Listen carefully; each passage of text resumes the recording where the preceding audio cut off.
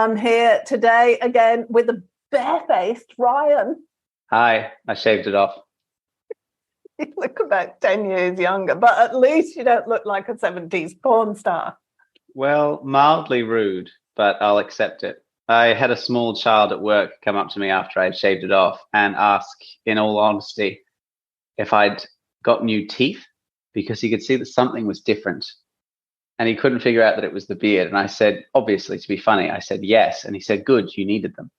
So I'm beginning to doubt a lot of my facial features-ness. So, yeah. I was, for people who haven't known me for very long, I actually got my teeth straightened. I had braces and everything when I was, how old was I? About 51, 52. Yeah. And before then, my eye teeth really dropped down a lot more than they do now.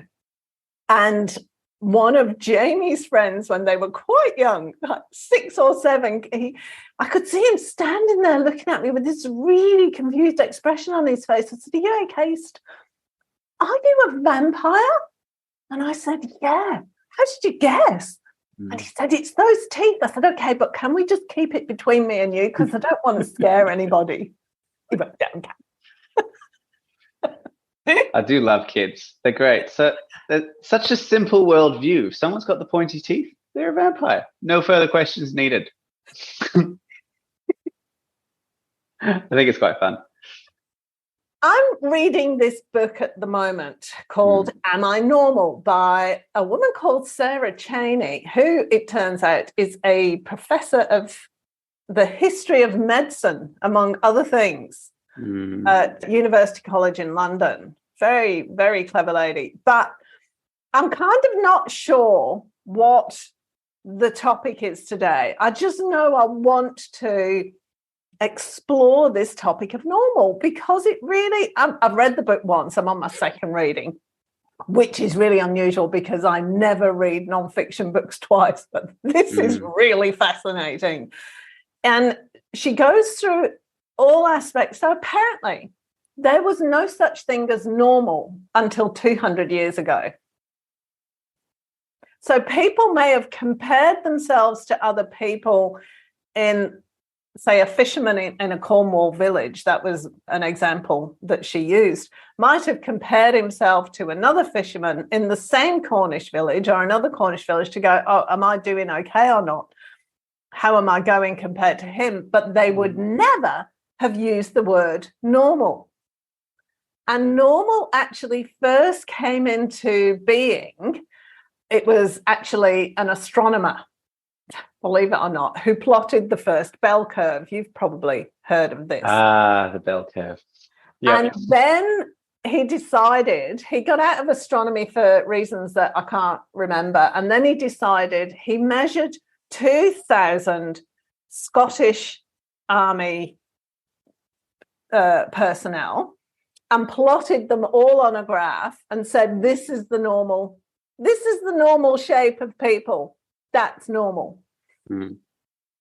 Then there's so many different topics she covers. It's really fascinating. And then, so we started to have this idea of normal. And then, do you know where the BMI measurement comes from? It actually dates back to 1830 or 50 something. And somebody did a load of measurements. I can't remember who it was, did a load of measurements.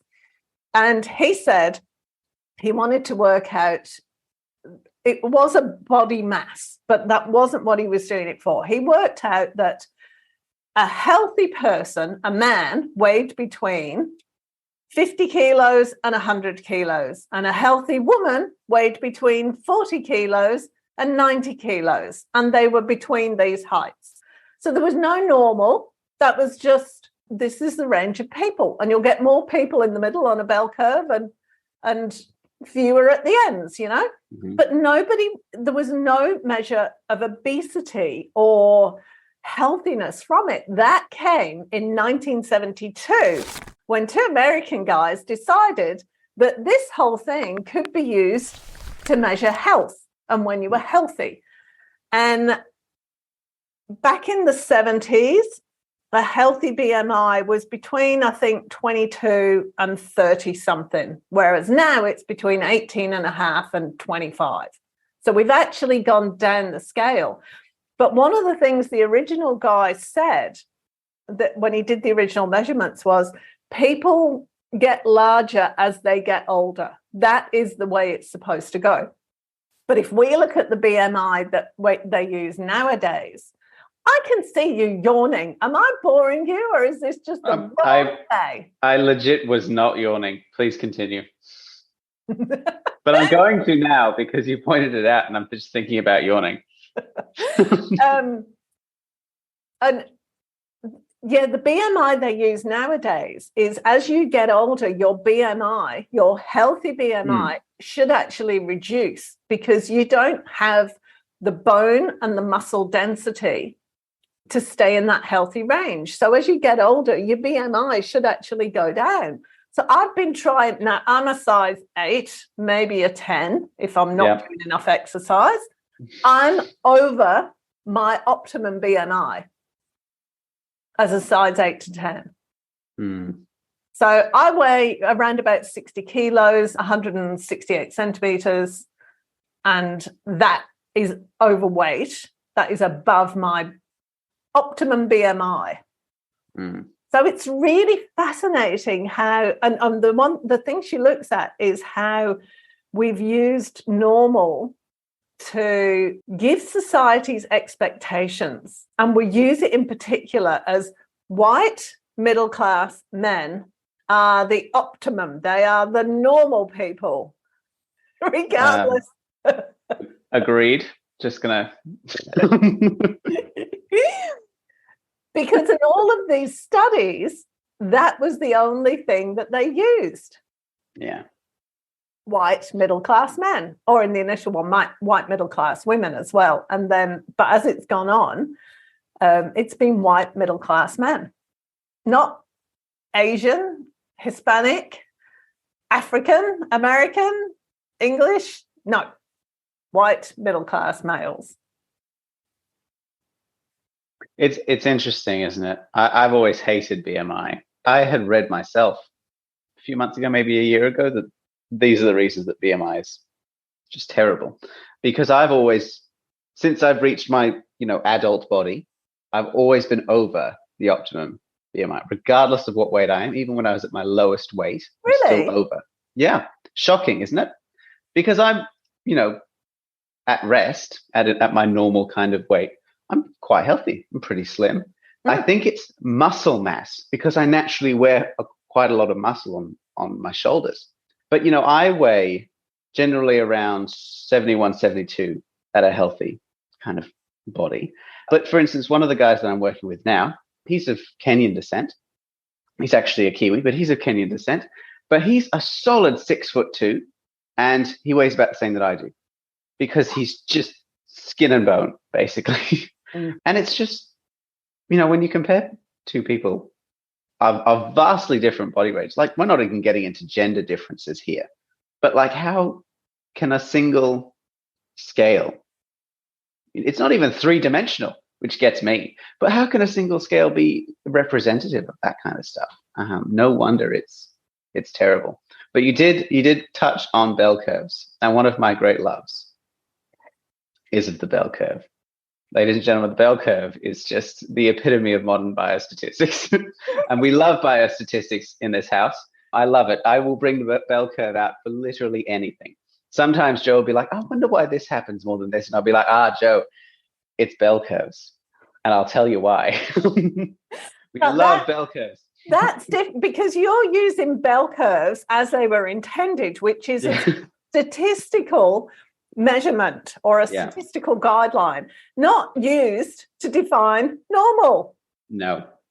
Normal's a fun one because I personally never looked up the definition of normal or when it came into being, but my guess would have been that as the population grew and as we're surrounded by people that we don't know, we can't ourselves have a track of the people around us to determine whether or not they are comparable to us. It's like you were saying about the fishermen.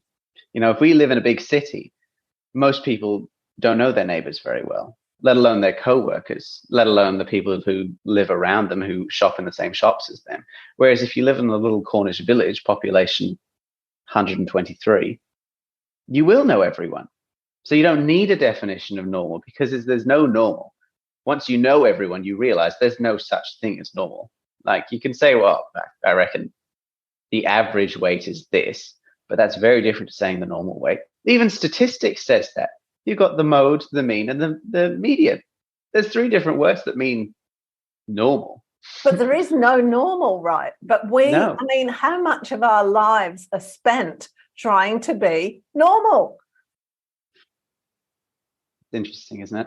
Isn't it? And because I've said to you all for years, when you were going through all your teenage angst, guys, just be weird. Just be happy being weird. And you rebelled against that. But eventually you kind of went with that and stopped trying to be normal. Normal. Well, it really is sold to us on a kind of a bell curve idea, which I, as a fan of bell curves, I hate that, because the concept that they push on you really is that in the middle of the bell curve, you're fine. But the further away from normal you travel, the more wrong you are. There's an epitome human being, rich white men, and if you're further away from that, you may as well not exist, honestly, or vote. Just, it's a sideline to that. Yeah, that's true. I hadn't even thought of that. I was going to say, in the early 50s, I think it was an insurance company or somebody, did a load of statistical measurements of people. So body measurements, height, weight, all the different things.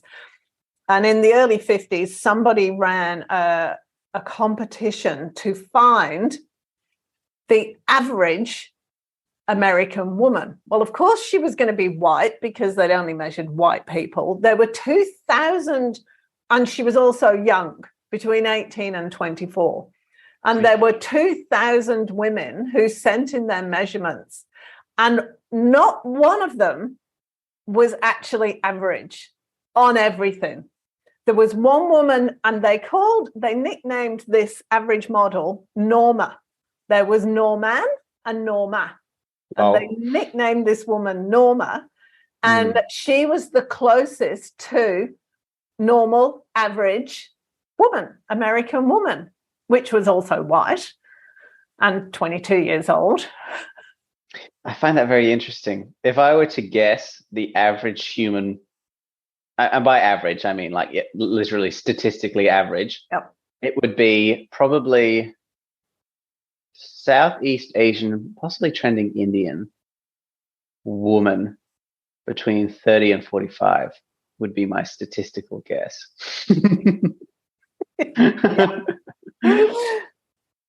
But yeah, that's so, isn't it? Yeah.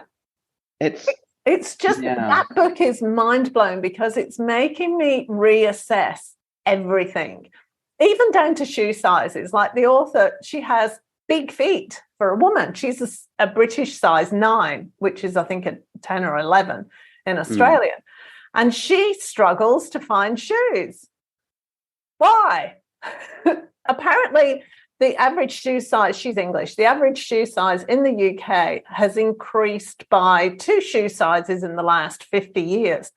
But the shoe shops are still stocking the smaller sizes. They haven't actually increased the size range that they do. We're a bit different. As Australians, we tend to be taller and have bigger feet.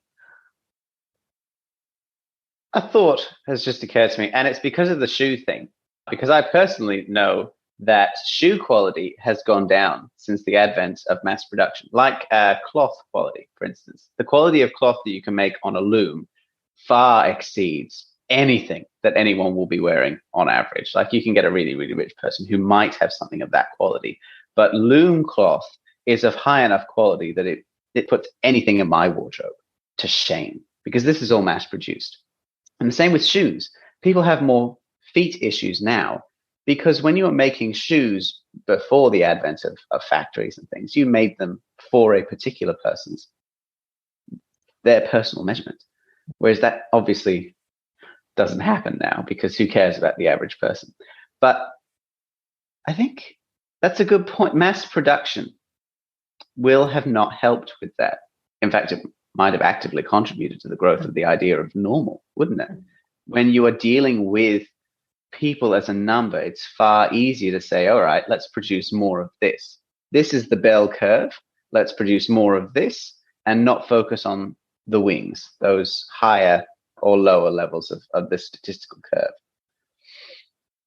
And, which, of course, think of it in medical terms as well, because there was no normal until less than 100 years ago.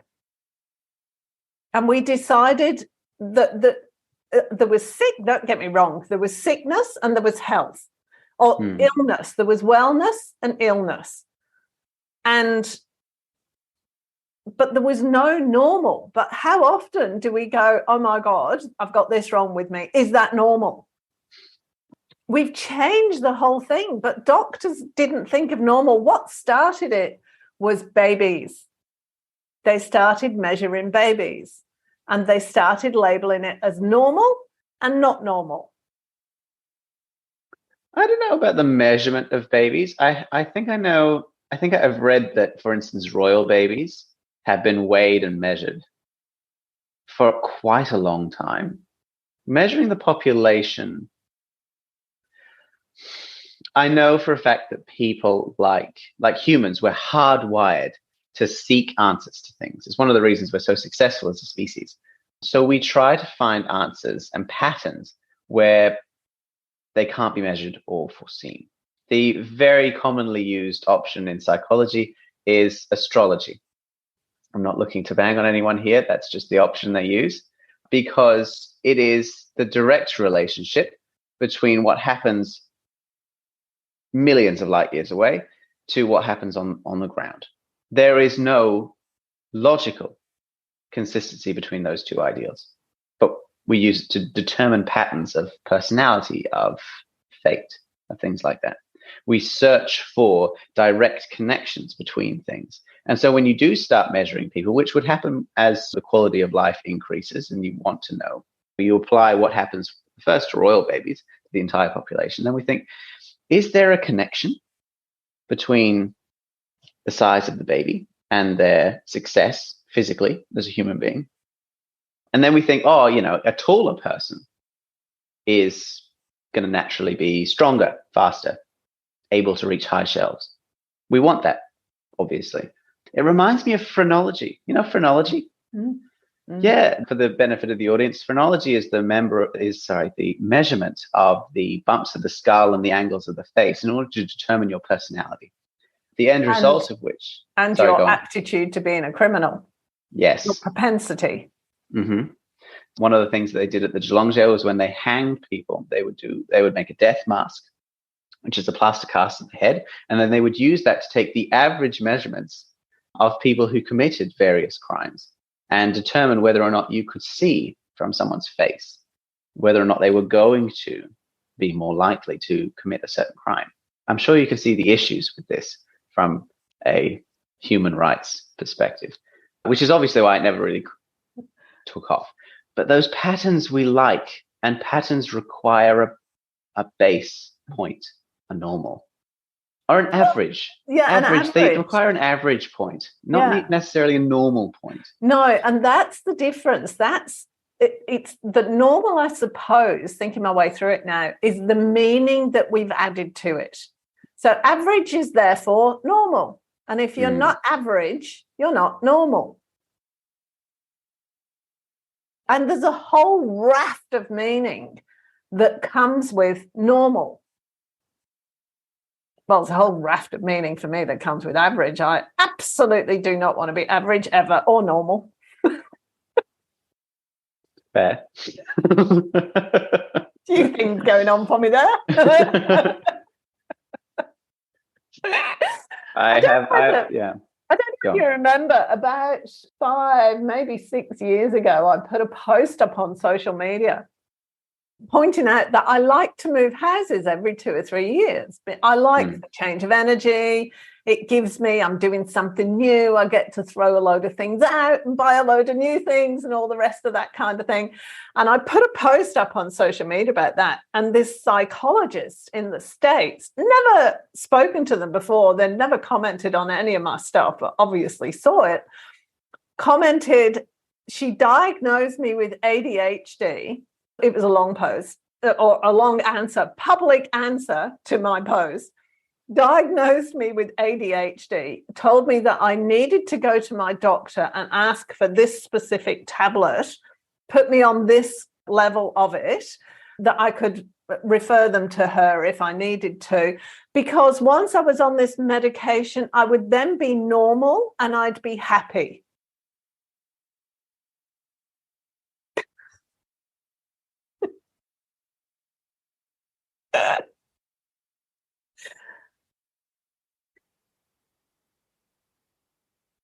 There's a lot to unpack there. There's a lot to unpack there. I don't even know where to begin. Where do you want to begin? Look, at first I was really quite disturbed by it on several levels. Like, why didn't you, first off, why did you respond publicly? Like, that's completely unacceptable. But let's then move on to the content of it. Who are you to assume that from what I've said, I'm unhappy? I was telling you stuff that made me happy. And then we move on to, why would I want to be drugged out of my brain and not be myself in an attempt to be normal? That was what disturbed me ultimately the most, was the assumption that because I was the way I am, I shouldn't be that way. There was something wrong with me and I needed to take drugs in order to be normal.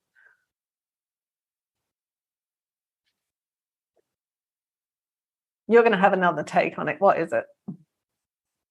I do. And I mean no offense by this, but it has nothing to do with you whatsoever. I hope that's okay. It's because I know quite a few people who have what I will term abnormal psychology. I work in the theatre. We always pick up the fringes of society, always have. So I know quite a few people, for instance, who have ADHD or autistic tendencies or BPD. And BPD, bipolar disorder, or borderline personality disorder.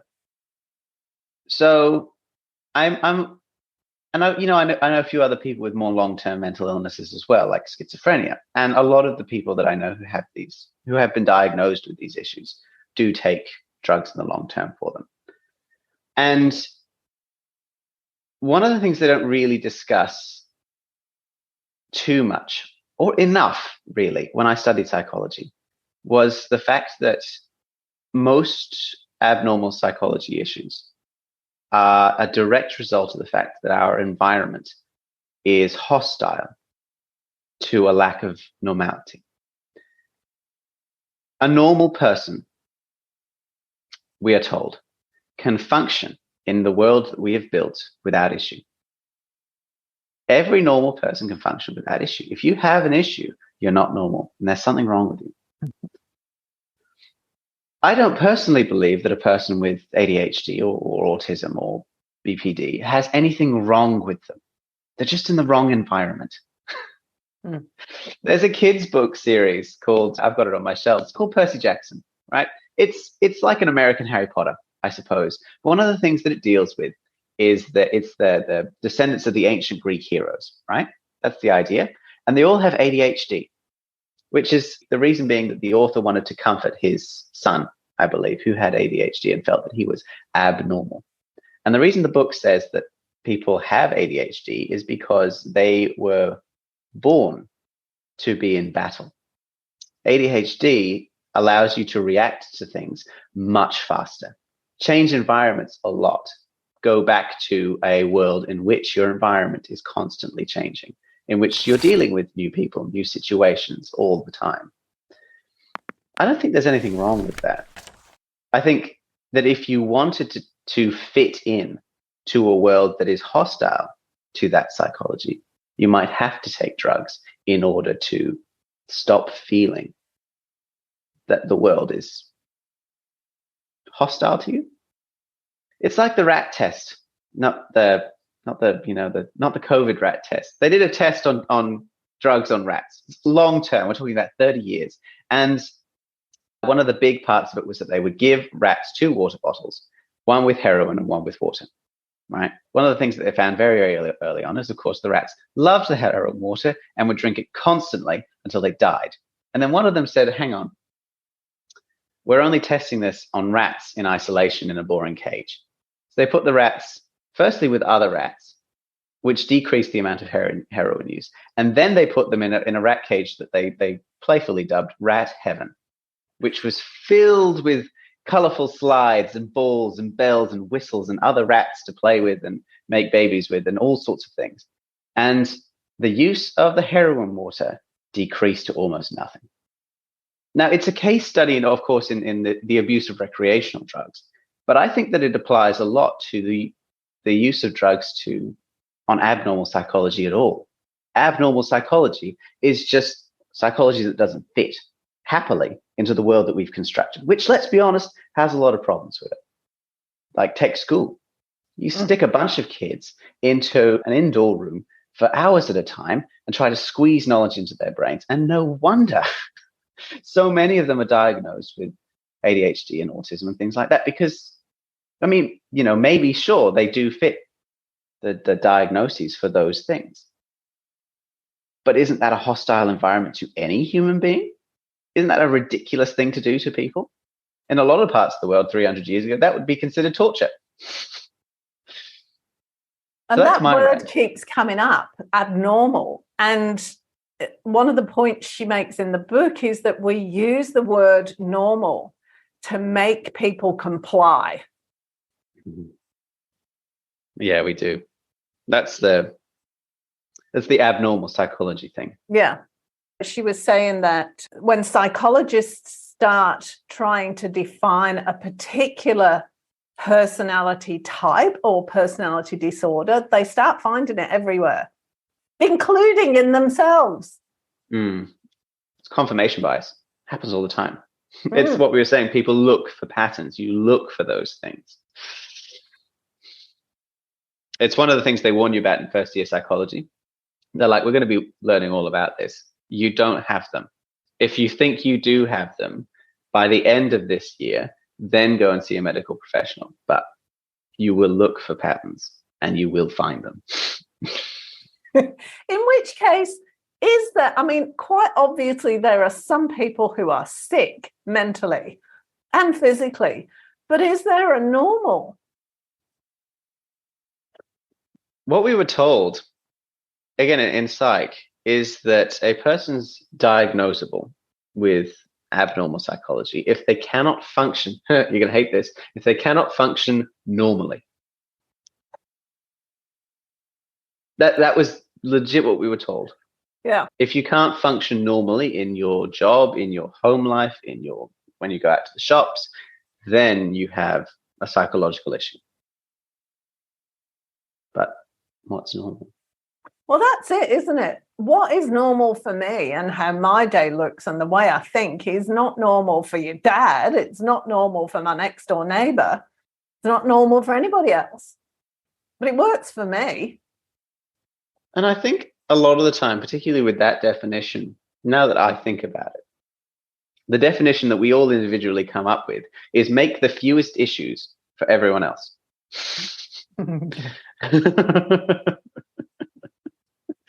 Which, honestly, having dealt with the public, and I'm sure listeners, you'll be with me on this, most people absolutely make issues for everyone else.